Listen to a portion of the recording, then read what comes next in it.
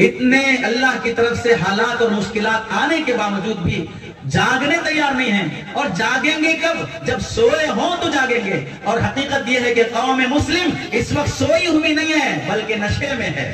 سویا ہوا آدمی تو 2 لاکھ پڑھنے پر جاگ جائے گا، اور نشے میں جو ہے اسے جوتے بھی پڑیں گے تو جاگنے تیار نہیں ہوگا جب تک اس کا نشہ نہ اترے. اور ظالم کی طرف سے کتنی لاٹھیاں پڑ رہی ہیں اور کتنے جوتے پڑ رہے ہیں اور کتنے اللہ تعالیٰ کی طرف سے یہ پیغام آ رہے ہیں. فرعون اس زمانے میں حضرت موسیٰ کے زمانے میں اپنی شکل میں تھا، ابو لہب ابو جہل نبی کے زمانے میں اپنی شکل میں تھا. اس وقت کا فرعون، اس وقت کا ابو جہل، اس وقت کا ابو لہب اپنی شکل میں آیا ہے اور یہ تمہیں دعوت دے رہا ہے اپنے اللہ کی طرف لوٹنے کے لیے. اس وقت مسلمان 3 کام کرے گا تو شاید اپنی جان ایمان کے ساتھ بچا سکتا ہے. اگر نہیں کرے گا تو جان جانا تو طے ہے. اس سے بڑا افسوس یہ ہے کہ جان جانے سے پہلے کہیں ایمان نہ چلا جائے. 2 گز زمین کی خاطر ضمیر نہ بیچ دے، 2 گز زمین کی خاطر ایمان کا سودا نہ کر دے. سیاتی علی الناس زمان، ایک زمانہ آئے گا لا یبقى من الاسلام الا اسمه، نام کے مسلمان رہ جائیں گے، صبح کا مسلمان شام کافر ہو جائے گا. پہلا کام اسلام کے بنیادی ارکان جس کی وجہ سے اللہ نے ہر زمانے میں صحابہ کو، تابعین کو، تبع تابعین کو عزت دی ہے، اسی دین اور شریعت سے عزت ملے گی. حضرت عمر کا رعب کس وجہ سے؟ میڈیا کے وجہ سے، میزائل کی وجہ سے، جنگی آلات اور طاقتوں کی وجہ سے، وہ قوت ایمانی کی وجہ سے جس کے کپڑوں پر 16 پیوند لگے ہوئے ہیں، اس کے باوجود بھی سپر پاور طاقتیں اس سے ڈرتی اور تھراتی ہیں. وہ جذبہ ایمانی پیدا کرنا، وہ نمازوں کے لیے مسجدیں آباد ہونا، مسلمان اپنے چہرے سے بھی مسلمان دکھنا، اپنے لباس سے بھی مسلمان دکھنا، تجارت اور معیشت سے بھی مسلمان دکھنا. شادی بیاہ ہوتے ہیں، شاید کہ جو رواج اور جو رسومات ہماری شادیوں میں آئے ہیں، حضرت مولانا احمد عبید الرحمن صاحب دامت برکاتہم کے بقول آج کا مسلمان شادی بیاہ کے رسومات میں ایسے آزادانہ رسومات کر رہا ہے، اس کی شادی کے اول سے آخر تک دکھتا نہیں ہے کہ وہ مسلمان کی شادی ہے، اور زبان حال سے یہ کہتا ہے میری شادی میں جھوٹے صاف کرنے والے کو، جھاڑو مارنے والے کو، نوکر کو، ڈرائیور کو، گلی کے چپراسی کو بھی آنے کی اجازت ہے. اللہ کی پناہ، نعوذ باللہ، اگر میری شادی میں کسی کو آنے کی اجازت نہیں ہے تو اللہ اور اس کے رسول کو آنے کی اجازت نہیں ہے، اس کی تعلیمات اور احکامات آنے کی اجازت نہیں ہے.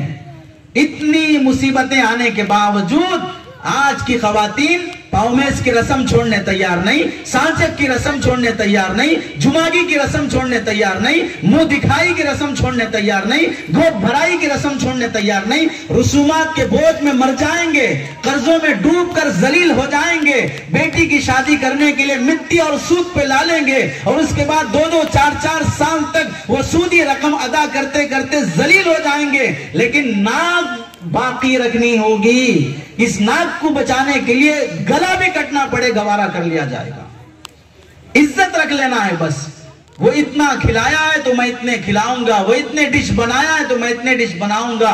مسلمان اگر عزت چاہتا ہے، جو ارکان، جو اسلام اللہ نے دیا ہے اس اسلام کو اپنی زندگی میں دوبارہ زندہ کرو. بقول حضرت حسین احمد مدنی رحمت اللہ علیہ کے اسلام کی حفاظت کرنے کے لیے وہ کوئی چھوٹا بچہ نہیں ہے، وہ کوئی کمزور آدمی نہیں ہے.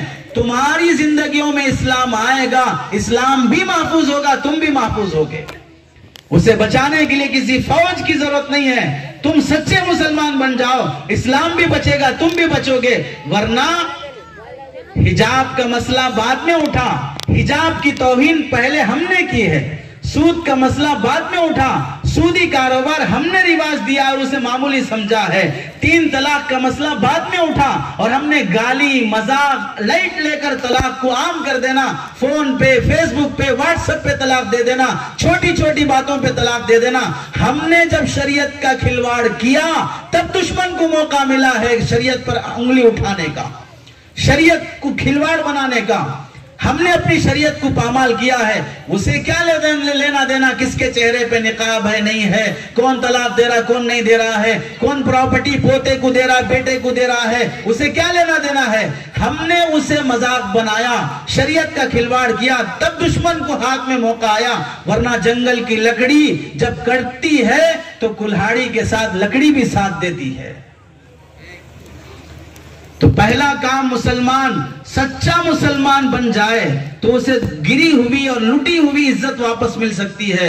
اور دوسرا کام اپنے بچوں کا ایجوکیشن مضبوط کرنا، دینی تعلیم ہو دنیاوی تعلیم ہو، اسکولز قائم کرنا، اپنے اسکولز میں مسلمانوں کے اسکول ہوں، مسلمانوں کے کالج ہوں، اپنی بچیوں کو بچپن سے ہی ان کے الگ گرلز کالج قائم کرنا، گرلز اسکول قائم کرنا، جس میں 5 کلاس 4 کلاس سے ہی بچیاں پردے کے ساتھ الگ پڑھتی ہوں، تب جا کر اپنے بچوں میں وہ شعور، وہ اسلامی بیداری، وہ تاریخ کے حقائق اور وہ سیاسی شعور بیدار کرو گے، تب اب سے چل کر ایک 25 سال 30 سال کے بعد کچھ نتیجے آ سکتے ہیں۔ جب مضبوط ایجوکیشن نہیں ہوگا، غیروں کے اسکول میں پڑھائیں گے، اوروں کے اسکول میں پڑھائیں گے، پڑھانے والا بھی بے حیا بے شرم، آس پاس میں بیٹھنے والے بھی بے حیا بے شرم، اور اشارے بھی بے حیائی بے شرمی کے، اور اس پر ہم یہ سمجھیں گے کہ میری بچی ایسے بے حیائی کے ماحول میں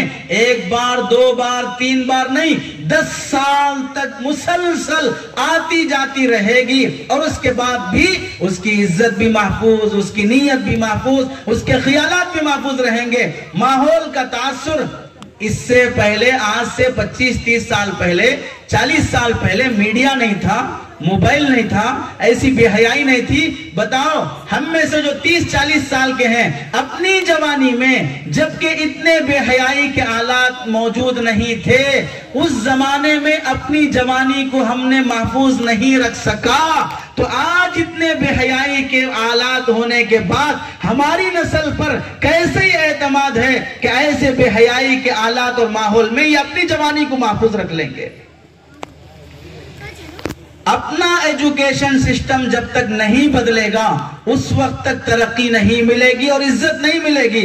غیروں کے اسکول میں چھوڑ کر کہیں گے ہماری بچی حجاب پہن کے آئے گی، ہماری بچی فلاں پہن کے آئے گی۔ اپنا اسکول فنکشن ہال بناؤ، وینچرز بناؤ، اپنے بیٹے کے لیے نہیں، پوتے پڑ پوتے اور اپنے آنے والی 7 پیڑھیوں کے لیے پراپرٹیاں بناؤ اور اس پر بزنس کرو، اس پر لپا ٹوپی کے معاملات کرو، لیکن اپنا مسلمانوں کا اسکول اور کالج نہ بناؤ، اس کے ذریعے سے نسل کی حفاظت کی فکر نہ کرو، اور ایسے ہی نسل پنپتی جائے گی اور نیک بنتی آتی جائے گی۔ کیا نہیں دیکھ رہے ہم سماج میں بیٹی کی شادی طے ہو گئی، فنکشن ہال بک ہو گیا، کارڈ چھپ گئے اور سارے پکوان کا سامان آ گیا، 1 دن باقی ہے نکاح کے لیے اور اس گھرانے کی بیٹی کسی غیر کے ساتھ چلی جاتی ہے، نہیں سوچتی کہ باپ کا، خاندان کا، عزت کا کیا ہوگا، کیوں جا رہی ہے؟ 10 سال سے جس اسکول میں پڑھ رہی تھی، اس اسکول کو جانے کے لیے جس بس سے اس کا آنا جانا تھا، اس بس میں آتے جاتے ہوئے ایک غیر لڑکے سے اس کا تعلق ہو گیا، کل شادی ہے اور آج وہ غیر کے ساتھ جاتی ہے۔ اپنے ایجوکیشن کو اسلامک بناؤ، اپنے اسکول اور کالجز قائم کرو، ایک وقت کی روٹی، ایک وقت کا کھانا چھوڑنا پڑے، فاقے اور بھوکے رہنا پڑے تو بھی گوارا کر کے، جب تک یہ سسٹم نہیں بدلا جائے گا، اوروں کے سہارے، بیساکھی کے سہارے، لاٹھی کے سہارے چلنے کی عادت رہے گی، ہرگز دور کا اور لمبا سفر طے نہیں کیا جا سکتا۔ نسلوں کی تبدیلی کا مسئلہ ہے، یہ اوروں کے سہارے پر جیا نہیں جا سکتا۔ پہلے زمانے میں ممکن تھا تمہارے بچے کسی اسکول میں جاتا مسلمان بن کر، آتا بھی مسلمان رہتا، لیکن آج وہ دن آیا ہے کہ آج ہمارے گھر سے اسکول جانے والے بچے کے بارے میں گارنٹی سے کہا نہیں جا سکتا کہ وہ شام کو لوٹتے ہوئے بھی مسلمان بن کے لوٹ رہا ہے، وہ شام کو لوٹتے لوٹتے کافر بن چکا ہوتا ہے۔ تیسرا کام اپنی معیشت کو مضبوط کرنا، اپنی معیشت کو مضبوط کرنا، مسلمانوں کی اپنی تجارت، مسلمانوں کے اپنے کاروبار، ایک دوسرے سے تعلقات، ایک دوسرے سے ہمدردی، ایک دوسرے کو آگے بڑھانے کی فکر۔ ہمیشہ یہی زبانوں پر مسلمانوں کے اسکول میں پڑھائی اچھی نہیں ہوتی، مسلمانوں کے ڈاکٹر صحیح علاج نہیں کرتے، مسلمانوں کے فلاں ایسے رہتے۔ کون بول رہا ہے؟ مسلمان خود بول رہا ہے۔ ہماری زبانوں پر باطل اور دشمن کی طرف سے یہ چلایا گیا کہ مسلمان ایسے واقعتاً ممکن ہے بعض ایسے بھی ہوتے ہوں کہ وہ کاروبار ڈھنگ کے نہ کرتے ہوں، اخلاق صحیح نہ ہوں، لیکن بالعموم کھلے عام ایسا بول دینا اور مسلمانوں کی اکنامک کو گرانے کے لیے ان سے تعلقات اور دوستیاں نہیں رکھنا، کوئی ہماری دکان کے سامنے دکان کھول دے اس کی ٹانگ کھینچ دینا، اپنا گھاٹا گوارا کر کے ریٹ گرا دینا، اس طرح کی حرکتیں کر کے دشمن کو موقع دیا جاتا ہے۔ اور ایسے ایسے کاروبار جو خاص مسلمانوں کے ہیں اس میں بھی مسلمان آگے نہیں رہے گا۔ کھجور تو تمہارے ہمارے کھانے کا ہے، وائٹ اور سفید کپڑا تو تمہارے اور ہمارے پہننے کا ہے، اور ایسی چیزیں جو مسلمانوں کے معاشرے میں استعمال ہونے کے لیے طے ہیں، لیکن اس کا کاروباری بھی ہول سیل مسلمان نہیں رہے گا۔ ہوٹل بھی کھولے گا تو سڑی ہوئی، بدبودار، پاکی صفائی نہیں اور کوالٹی مینٹین کرنے کی فکر نہیں، اور دوسرا اگر کھولتا ہے وہ صفائی بھی رکھے گا، کوالٹی بھی رکھے گا، ریٹ بھی اچھا رکھے گا، اور یہاں ٹیبل پر گندگی پڑی ہوئی، وہاں بدبو آتی ہوئی، وہاں مکھیاں پڑے ہوئے، اپنا کاروبار بھی ڈھنگ کا کرنا نہیں آتا ہو، تو کس چیز میں مسلمان آگے بڑھ رہا ہے؟ اس لیے بزرگوں، ہمیں اپنی محنت، اپنا سفر، اپنی منزل خود طے کرنا ہے۔ اب بیٹھے ہوئے مزے کے خراٹے لیتے ہوئے، رات دیر تک جاگتے ہوئے، دن دیر تک سوتے ہوئے رہنے سے حالات بدلنے والے نہیں ہیں۔ حالات کے بدلنے کے لیے خود کو بدلنا پڑے گا، حالات کے بدلنے کے لیے اپنے اندر تبدیلی لانا پڑے گا۔ ایک پرائم منسٹر کے بدل جانے سے کائنات میں، ہندوستان میں انصاف آنے والا نہیں ہے۔ ایک ظالم جائے گا تو دوسرا ظالم آئے گا، دوسرا جائے گا تو تیسرا ظالم آئے گا۔ کب تک ظالموں کو ہٹانے کی فکر میں رہو گے؟ اپنے ظلم سے توبہ کرو، اللہ تعالیٰ ایک انصاف پسند کو لا دیں گے، امن قائم ہو جائے گا۔ پہلے اپنا ظلم ختم کرو، اپنے دائرے کے باطل کو ختم کرو۔ جہاں اونر بن کے بیٹھے ہو، نوکروں کے ساتھ اخلاق سے پیش آؤ۔ جہاں نوکر بنے ہو، اونر کے حق میں امانت دار بن کے دکھاؤ۔ اولاد ہو، ماں باپ کی قدر اور خدمت کر کے دکھاؤ۔ ماں باپ ہو تو بچوں کی تربیت میں وقت دے کر دیکھو، تب جا کے کچھ تبدیلی آ سکتی ہے۔